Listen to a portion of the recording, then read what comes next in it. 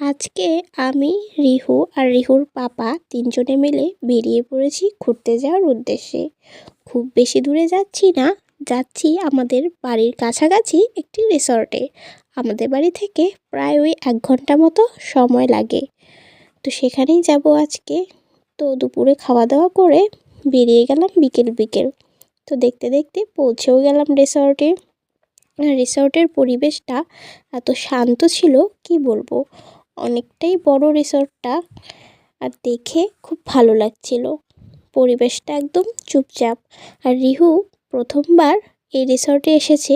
রিহুও সব জায়গা বেশ ঘুরে ঘুরে এনজয় করে করে দেখছে। এই রিসর্টের পাশেই আবার ছোট বাচ্চাদের জন্য খেলার পার্ক মতো আছে।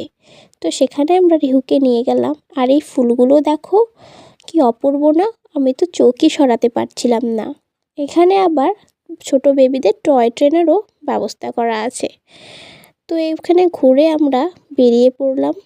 তো রিসর্টের বাইরে একটি ছোট্ট ধাবা মতো আছে, সেখানেই গিয়েছিলাম। আসলে খিদেও পেয়ে গেছিলো খুব।